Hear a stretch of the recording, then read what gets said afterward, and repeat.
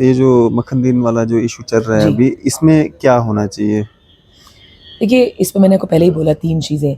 कठुआज़ मुझे बोलते हुए बड़ा दुःख भी लग रहा है that Kathua gets that fame for all the notorious reasons at times. Kathua is famous for a lot of beautiful things. बिल्कुल। बड़े अच्छे लोग कठुआ से निकले हैं। We got many IAS officers, IPS officers, many bureaucrats from that place, MLAs, MPs. बड़ी खूबसूरत धरती है वो। मगर it gets famous for a lot of notorious reasons. और उनमें से एक जो है ये बिलावर वाला केस है। मुझे लगता है सबसे पहले 2 चीज़ें इंपॉर्टेंट होनी चाहिए वंस वी द कंस्पेक्टस, अभी जो हमारी पूरी डिस्कशन हुई इसका अगर कंक्लूजन में निकालें। सबसे पहले immediate suspension of the police officials, initiate the inquiry against them, 311 reduction of the rank, dismissal, removal from the service, ये immediate initiation of the inquiry होनी चाहिए। और दूसरा, I personally do not have faith in the magisterial inquiry. क्या होगा इस magisterial inquiry में वो आप भी जानते हैं, मैं भी जानती हूँ। But still we will give them the benefit of doubt and we'll wait. मगर इसमें independent, impartial probe होना चाहिए और suo moto action जो है judiciary को इस पे तुरंत लेना चाहिए। आज की खास मुलाकात में हमारे साथ मौजूद हैं एडवोकेट अपू सिंह सलाथिया जी। खासकर बात करेंगे आज हम डिस्ट्रिक्ट कठुआ के बिलावर इलाके में जो मक्खनदीन की मृत्यु हो गई और क्या कारण रहे, क्या वजूहात रही, क्यों उनको इतना गंभीर जो स्टेप है वो लेना पड़ा। और अपू सिंह जी की अगर हम बात करें तो ये खुद भी डिस्ट्रिक्ट कठुआ से ही बिलोंग करती हैं, बातचीत करते हैं। मैम, कैसे देखते हैं इस सारे सिलसिले को? आप देख रही हैं 3-4 दिन से ये लगातार चल रहा है। पहला सुसाइड वो युवा करता है, उस वीडियो वायरल होती है, उसके बाद प्रोटेस्ट होता है, उसके बाद एक कमेटी का भी गठन होता है, हाई लेवल एक जांच कमेटी बैठती है जिसमें पुलिस की तरफ से डीआईजी साहब को जो है वहाँ पे नियुक्त किया जाता है। और एडमिनिस्ट्रेशन लेवल पे अगर हम सिविल डिपार्टमेंट की तरफ से बात करें तो तहसीलदार साहब को जो है वहाँ पे नियुक्त किया जाता है। कैसे देखते हैं आप सारे इस इंसिडेंट को? देखिए अफाज जी, सबसे पहले 3-4 चीज़ें हमें याद रखनी होंगी। Immediate suspension of the officers involve. जितने भी पुलिस ऑफिसर्स इस केस में इन्वॉल्व हैं, सिविल अथॉरिटीज़ के जो ऑफिसर्स इन्वॉल्व हैं, इमीडिएट सस्पेंशन। इनके खिलाफ सख्त से सख्त कार्रवाई होनी चाहिए और अभी तक कोई कार्रवाई जो थी इनिशिएट होनी चाहिए थी। सस्पेंशन का मतलब ये तो नहीं है कि वो गिल्टी हैं। सस्पेंशन का ये है कि लोगों की मांग है, उनके आरोप हैं, वक्ती तौर आप उनको सस्पेंड कर सकते हैं। जी, तो आपने अभी तक ये जो प्रोसीडिंग्स थी ये इनिशिएट हो जानी चाहिए थी, जो कि नहीं हुई है। इसी में ही एक इम्पॉर्टेंट आर्टिकल है, आर्टिकल 311। देखिए, आर्टिकल 311 के तहत आप रिमूव कर सकते हैं, डिसमिस कर सकते हैं, रिडक्शन इन रैंक कर सकते हैं। हम संविधान के तहत जो है प्रतिबद्ध हैं। We have to work with in the parameters of the Indian constitution. तो उसी के पैरामीटर्स में हमने काम करना है। तो सबसे पहला पॉइंट मेरा यही रहेगा कि immediate suspension of the officials, चाहे वो पुलिस ऑफिशियल्स हैं, चाहे वो सिविल ऑफिशियल्स हैं। दूसरा इसमें इम्पॉर्टेंट चीज़ है कि हमने एक बहुत ही इलेबोरेट इंक्वायरी करनी है इसके ऊपर। देखिए, उन्होंने मैजिस्ट्रियल इंक्वायरी जो है उसका गठन किया और जहाँ तक मैंने देखा इस मैजिस्ट्रियल इंक्वायरी में जो मेरी इन्फॉर्मेशन है उसके हिसाब से क्या क्रेडिबिलिटी है इस मैजिस्ट्रियल इंक्वायरी की। I think the date that is been given is 9 के पहले या 9 तक जो भी है। I think they will carry out with their investigation, मगर they should be an independent and impartial probe. तो अगर जैसे 2-3 दिन से जितने भी इंटरव्यूज़ में देख रही हूँ कुछ लॉयर्स के, अब सब यही कहते हैं कि जुडिशियल इंक्वायरी करिए। जुडिशरी को अभी तक तो सो मोटो एक्शन लेना चाहिए था इस मैटर पे और किसी तरह से वृहद जिसे कहते हैं इन्वेस्टिगेशन होनी चाहिए, elaborative investigation. This is very important. देखिए, उसी के साथ ये जानना हमारे लिए बड़ा ज़रूरी होगा अफाज जी, मैं एक डॉक्यूमेंट देख रही थी आज अपने लैपटॉप पे और अपने कंप्यूटर पे चेक कर रही थी अबाउट NHRC। मेरी मांग थी इनिशियली भी कि आप सस्पेंड करिए। दूसरा पॉइंट था कि आप इंडिपेंडेंट और इम्पार्शियल प्रोब करिए। तीसरा, where is national human rights commission, कहाँ है NHRC? आप बहुत ही ज़र्फ़ के साथ जो है मिनिस्ट्री ऑफ होम अफेयर्स ने कहा था कि Jammu and Kashmir reorganisation act 2019 का जो है एक नया दौर लेके आएगा जम्मू कश्मीर के लिए। आप एक नया पॉलिटिकल एनेक्डोट जो है उसका इतिहास रचना चाहते थे जम्मू कश्मीर में। तो कहाँ है आपकी NHRC? कहाँ पे है स्टेट ह्यूमन राइट्स कमीशन? कुछ आंकड़े मैं आपके समक्ष रखूँगी आफ्टर जो भी मैंने आज डिटेल्स चेक करी। देखिए, जम्मू एंड कश्मीर की जो ह्यूमन राइट्स कमीशन थी, इसका जो गठन था, इस बॉडी को कॉन्स्टिट्यूट किया गया 1997 में और इसको कॉन्स्टिट्यूट भी किया नेशनल कॉन्फ्रेंस ने। तो अभी मुझे लगता है माननीय चीफ मिनिस्टर साहब को आगे आना चाहिए, have a discussion with the honourable lieutenant governor और आप स्टेट ह्यूमन राइट्स कमीशन को आगे लेके आइए। देखिए, वो कहेंगे कि नहीं, अब ultimately after the reorganisation act national human rights commission थी। अगर नेशनल ह्यूमन राइट्स कमीशन अब लागू होती है जम्मू कश्मीर को, तो अभी तक कितने जो है केसेस जो हैं आपने सॉल्व करे? देखिए, आंकड़ों के हिसाब से 2023 में मिनिस्ट्री ऑफ होम अफेयर्स का एक डेटा था। मिनिस्ट्री ऑफ होम अफेयर्स ने कहा कि 1164 केसेस जो हैं जम्मू कश्मीर के रजिस्टर हुए एनएचआरसी में, मतलब अक्टूबर 2019 से लेकर दिसंबर 2022 तक। और 2019 में जब स्टेट ह्यूमन राइट्स कमीशन जो थी, जब ये वाइंड अप हुई, उस वक्त पेंडिंग कंप्लेंट्स जो थी 765 थी। क्या हमें मिनिस्ट्री ऑफ होम अफेयर्स ये इन्फॉर्मेशन बताएगी कि उन 765 कंप्लेंट्स का क्या हुआ? जो 1000 आई थिंक 1164 जो केसेस गए हैं नेशनल ह्यूमन राइट्स कमीशन में, इनका क्या हुआ? उसी के साथ अरफाज जी, 2009 से 2019 तक एक बड़ा इंपॉर्टेंट केस चला स्टेट ह्यूमन राइट्स कमीशन में। उनका नाम था मुश्ताक अहमद बट्टू। मुश्ताक अहमद बट्टू जी का ही वॉज किल्ड एक एनकाउंटर में ही 1993 में, जेल में फायरिंग वगैरह हुई थी, उसमें इनकी डेथ हो चुकी थी। इन्हीं के बेटे ने आगे जाके काफ़ी देर तक इनका केस चलाया। जंग बहादुर सिंह जम्वाल जो थे उस वक्त मैजिस्ट्रेट थे, और उन्होंने 1 लाख की कॉम्पनसेशन दी थी उस फैमिली को। उस फैमिली ने इस 1 लाख की कॉम्पनसेशन को मना कर दिया। उन्होंने कहा नहीं, आप हमें प्रॉपर प्रोब चाहिए। अब ये मट्टू बट्टू साहब का केस जब डिसाइड होने वाला था, जो स्टेट ह्यूमन राइट्स कमीशन थी वो एकदम बंद हो गई after the reorganisation act of 2019। तो बट्टू जैसे कितने केसेस होंगे जो अभी तक पेंडिंग होंगे? तो मुझे लगता है कि इस सिलसिले में जो है मिनिस्ट्री ऑफ होम अफेयर्स को जवाब देना चाहिए। मैंने आपको पहले ही बताया कि इसका जो गठन था, ये किया गया, स्टेट ह्यूमन राइट्स कमीशन का गठन जो था 1997 में किया गया। It was done by the NC government. तो क्यों ना आप इसको फिर से वापस लाएं? और अगर आप इसको वापस नहीं ला सकते तो आप हमें कृपया बताएं कि जो एनएचआरसी में जितनी कंप्लेंट्स गई उनका आपने क्या किया। मैं आपके कैमरामैन से एक बड़ा इंपॉर्टेंट आर्टिकल है, मैं चाहूँगी कि आप उस पर पैंग करें। 19 जुलाई 2024 को लाइव लॉ का एक आर्टिकल था, देखिए इसको। ये था JNK will come under NHRC. All other statutory commissions restored their union tells Supreme Court.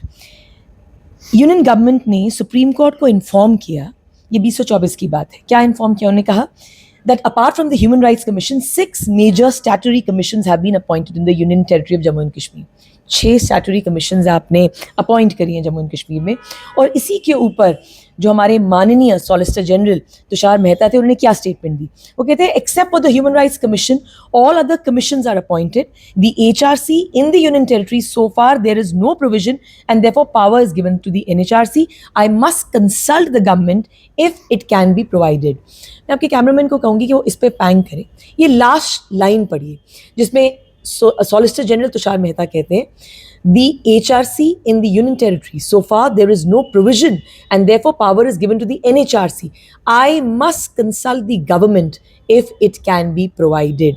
तो अभी तक तो कंसल्टेशन खत्म हो गई होगी। लास्ट इंपॉर्टेंट चीज देखिए, वो कहते हैं Tushar Mehta submitted that the national human rights commission and not a state human rights commission would be the appropriate statutory panel to deal with the human rights issue in the Jammu and Kashmir owing to its status of the union territory. हमें नुकसान हुआ है अरफाज जी, बहुत नुकसान हुआ हमें abrogation of 370 का। और अगर सरकार हमें ये बताना चाहती है कि हमें नुकसान नहीं हुआ, तो उन्हें हमें ये बताना पड़ेगा कि अभी तक इस मसले में NHRC ने सो मोटो एक्शन क्यों नहीं लिया। हमारे पास स्टेट ह्यूमन राइट्स कमीशन थी, वो बंद कर दी गई 2019 में।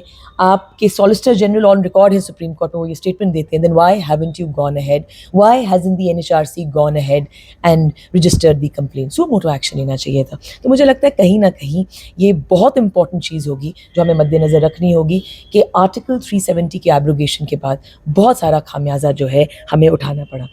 एक और चीज़ जो है, मैं आपके माध्यम से LG साहब, MLAs, हमारे MP, जितने भी लेजिस्लेटर्स हैं, बड़े ज़हीन लोग हैं ये, दे वेरी इंटेलिजेंट पीपल, मैं उनकी बड़ी कृतज्ञ रहूँगी, बड़ी आभारी रहूँगी यदि वो हमें ये बताएं, यदि वो इमीडिएटली जो है इन पुलिस ऑफिशल्स पे और उसी के साथ जो है सिविल अथॉरिटी से इमीडिएट एक्शन लें। देखिए, कल मैं आपका एक बहुत इम्पोर्टेंट इंटरव्यू सुन रही थी, आपने कवरेज करी JNK हाई कोर्ट में, हमारे माननीय शेख शकील अहमद सीनियर काउंसिल हैं, और उन्हीं के साथ अनवर चौधरी साहब, और पूरी जिसे कहते हैं पूरी एक बैटरी थी लॉयर्स की, और उन सब ने अपने जो है विचार प्रकट किए। उस पर कस्टोडियल वायलेंस का नाम लाया गया। क्या माननीय LG साहब अपनी ये जो ब्यूरोक्रेटिक फीफडम जो चल रही है, जिस तरह से शक्ति का दुरुपयोग किया जा रहा है जम्मू कश्मीर में बाय द ब्यूरोक्रेट्स, क्या जब ये यूपीएससी का एग्ज़ाम लिख रहे थे, क्या इनको वो सारी इंपॉर्टेंट सुप्रीम कोर्ट जजमेंट्स भूल गई? देखिए Nilabati Behera, DK Basu versus State of West Bengal की very important judgment on custodian violence, Nilabati Behera versus State of West Bengal, doctor Ashwin Kumar की बड़ी इंपॉर्टेंट जजमेंट्स हैं। ये जजमेंट्स जब ये यूपीएससी का एग्जाम दे रहे होंगे, ये सारी जजमेंट्स इन्होंने एलैबोरेटली पढ़ी होंगी, तो क्यों अब इनको इन जजमेंट्स को याद ना दिलाएं हम? अगर मैं नहीं याद दिलाऊंगी तो एलजी साहब खुद याद दिलाएं, इन्हें बुलाएं, इन्हें समझाएं कि how things have to be carried on. But this kind of abrasive and brazen abuse of power, I think it is highly condemnable. साथ ही साथ देखिए, मैंने आपको पहले एग्जाम्पल दिया वो बाटू साहब का, कि जैसे उसमें कॉम्पनसेशन जो थी जज साहिबा ने दी थी, मगर उस फैमिली ने उसको रिफ्यूज़ कर दिया। आपने एक 25 साल के लड़के का जो सुसाइड है, उसकी फैमिली को आपने स्टिग्मेटाइज कर दिया, एक स्टिग्मा लग चुका है उनकी फैमिली पर। क्या हुआ क्या नहीं हुआ, मैजिस्ट्रियल इंक्वायरी, जुडिशियल इंक्वायरी करेंगे और अल्टीमेटली पता चलेगा। But what about the compensation to that family, the way that family has suffered, इसके बारे में कुछ किया जाए। अरफाज साहब, मुझे लगता है कि कठुआ की जो एडमिनिस्ट्रेशन है, their issues, their pivotal issues are not in picture. उनको ये नहीं पता what they have to prioritise. बहुत इश्यूज़ हैं कठुआ में। अभी डिप्टी चीफ मिनिस्टर साहब वहाँ पे आए थे। माइनिंग एक बहुत बड़ा इशू है वहाँ पे। जल जीवन मिशन, अगर मैं डोगरी में शब्द यूज़ करूँगी, टूटियाँ, जहाँ आपने वो टूटियाँ लगाई वहाँ पानी नहीं है, जहाँ पानी है वहाँ टूटी नहीं है, आपको पानी प्रोवाइड करना है। स्मार्ट मीटरिंग आप कर रहे हैं, हर दूसरे तीसरे दिन स्मार्ट मीटर्स पे किसी ना किसी वार्ड में, किसी ना किसी मोहल्ले पे वहाँ पे एजिटेशन होती है, इस पर आप कार्रवाई नहीं करेंगे। तकरीबन over 10,000 I think canals of land जो है वो आपने वहाँ से एंटी इंक्रोचमेंट हटानी है, इस पर कोई कार्रवाई नहीं होगी, और अगर होगी भी तो आप सिलेक्टिव कार्रवाई कर रहे हैं। That is a message that you are giving to the society. इस पे जो है माननीय डीसी के साथ माननीय डिप्टी कमिश्नर डॉक्टर मिन्हास को जो है इस पे ध्यान देना चाहिए। मक्खन दीन को हम सब ने एज अ सोसाइटी जो है कहीं ना कहीं we have failed him as a society. एक आदमी जिसके अगेंस्ट सर्टन एलिगेशंस हैं, और ये एलिगेशन लगाएं कि उनके कोई ना कोई टेररिस्ट लिंक है। मान लीजिए मेरे टेररिस्ट लिंक है, I have been I am taken into custody, मुझे पुलिस मुझसे पूछताछ करती है और उनको पता चलता है कि मेरे कनेक्शंस हैं। आई थिंक कहीं ना कहीं there is a loophole. आप उसको छोड़ देते हैं और उसको बोलते कि जाइए वापस एविडेंस इकट्ठा करके लेके आइए। तो आपको क्या पुलिस वालों को इसके रेपरकशंस नहीं पता थे? वो भाग भी सकता था। आई मीन आपको इतना भरोसा था मक्खन दीन पे कि ही सच एन ऑनेस्ट मैन कि आपने उसको भेजा है और वो वापस आएगा। So I think now the police has to face the ramifications. जो रायता इन्होंने अब जो फैलाया है उसके ऊपर तो देश must be taken to task. उसी के साथ देखिए कठुआ में किस तरह का आप मैसेज भेज रहे हैं। बोवाइन स्मगलिंग जो है वहाँ पे मैसिव है, आप उस पर कोई कार्रवाई करिए। आपके drugs is a huge issue in Kathua, that has to be taken care of. जो मसलों पे आपने ध्यान देना था उन मसलों पे आपने ध्यान नहीं दिया। और अल्टीमेटली मक्खन दीन के इशू पे जो भी बोलना चाहता है, why are you stopping them? आप उनको चुप करा के क्या साबित करना चाहते हैं? क्या आप उनको चुप करा के ये बताना चाहते हैं कि आप प्रतिबद्ध नहीं है कॉन्स्टिट्यूशन के तहत? Aren't you bound by the constitution? भाई मेरा dissenting opinion हो सकता है, I can have an abrasive opinion about something, but it has to be within the parameters of law. It has to be within the rule of law. और अगर मैं within the parameters of law कोई बात रखती हूँ तो मुझे नहीं लगता इस बात के ऊपर जो है प्रशासन को या सरकार को कोई प्रॉब्लम होनी चाहिए। बड़ा अलग नैरेटिव जो है क्रिएट किया गया। अभी तक जिस तरह से आरोप लगाए गए, जिन ऑफिसर्स पे, जिन पुलिसकर्मियों पे आरोप लगे, और जिस तरह से ये कमेटी का गठन हुआ जो अब इसकी जांच करेगी, क्या लगता है आपको किस निर्णय तक ये लोग पहुंच पाएंगे? क्योंकि जिन लोगों पे आरोप लगे, अभी आप यही कह रही हैं कि सबसे पहले उनको सस्पेंड कर दिया जाना चाहिए। एब्सोल्युटली। तो सस्पेंड का ये भी बिल्कुल ये नहीं होता है कि आप गिल्टी ही हैं जी। आप जब तक इंक्वायरी चलेगी तब तक आपको सस्पेंड किया जाता है। जब आप गिल्टी पाए जाएंगे आपके खिलाफ कार्रवाई होगी, अगर गिल्टी नहीं पाए जाएंगे तो आप फिर से अपने ड्यूटी सर्व कर सकते हैं वैसे ही।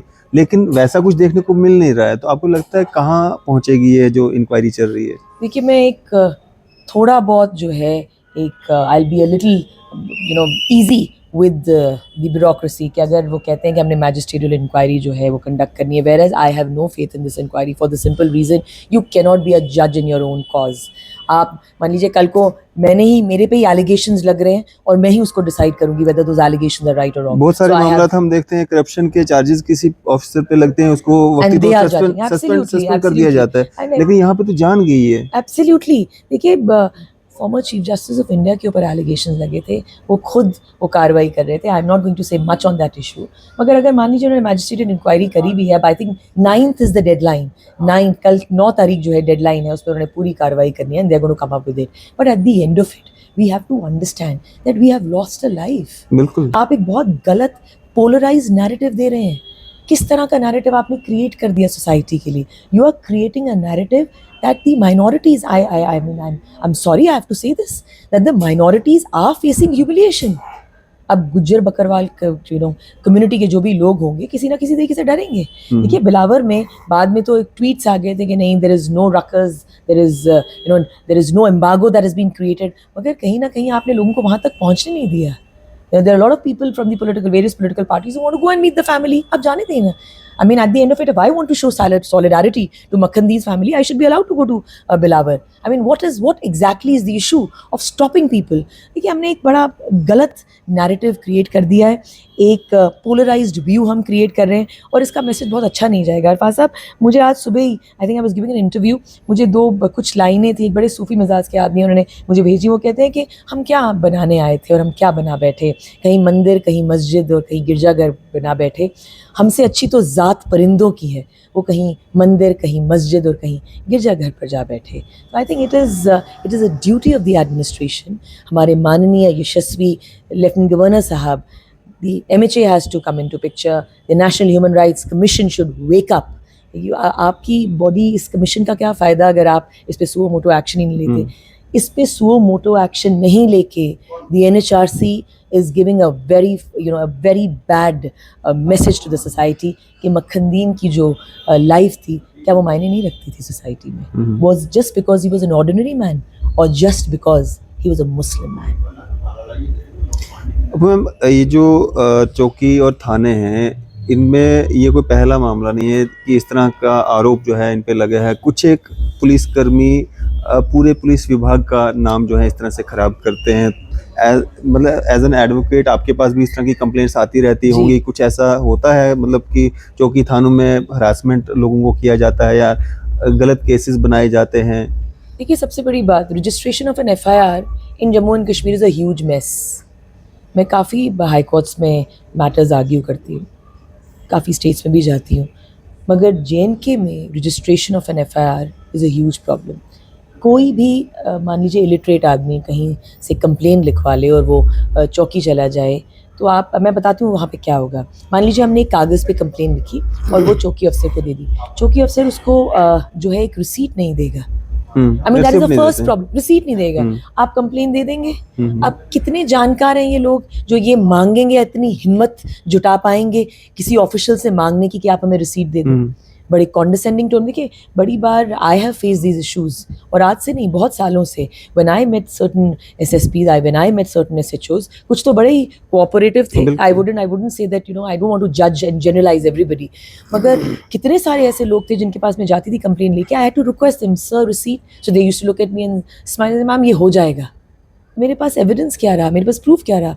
लॉजिकली कोई भी इंसान कोई भी कंप्लेन लेके जाता है, you submit that complain to the concern police station, और इस पुलिस स्टेशन में जो भी उस कंप्लेन को ले रहा है, चाहे वो मुंशी ले रहा है, चाहे वो सब इंस्पेक्टर ले रहा है, चाहे वो कंसर्न SHO ले रहे हैं, आपका क्या जा रहा है? आपने एक छोटी सी रिसीट ही तो काट के देनी है. That is never done.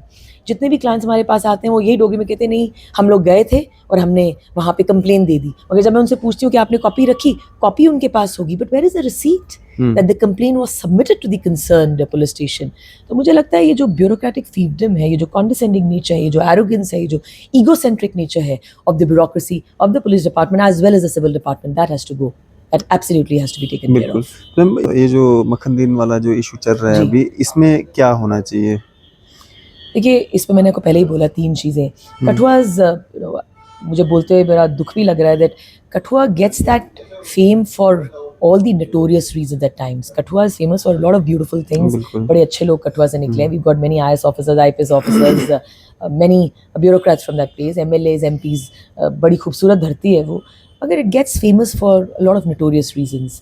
और उनमें से एक जो है ये बिलावर वाला केस है, मुझे लगता है सबसे पहले दो चीज़ें इंपॉर्टेंट होनी चाहिए वंस वी द कंस्पेक्टस, अभी जो हमारी पूरी डिस्कशन हुई इसका अगर कंक्लूजन में निकाले, सबसे पहले immediate suspension of the police officials, initiate the inquiry against them, 311 reduction of the rank, dismissal, removal from their service, ये immediate initiation of the inquiry होनी चाहिए। और दूसरा, I personally do not have faith in the magisterial inquiry. क्या होगा इस magisterial inquiry में वो आप भी जानते हैं, मैं भी जानती हूँ, but still we'll give them the benefit of doubt and we'll wait. मगर इसमें independent, impartial probe होना चाहिए और suo motu action जो है judiciary को इस पर तुरंत लेना चाहिए। चलिए, शुक्रिया हमारे से बातचीत Thank you करने so के much, लिए। Arfaz. तो एडवोकेट अपू सिंह सलाथिया जी हमारे से बातचीत कर रही थी। आपकी इस पे क्या राय है? आप अपनी राय जो है जरूर साझा कीजिएगा। इसी तरह की मजीद अपडेट्स के लिए आप देखते रहें न्यूज़ शहर इंडिया।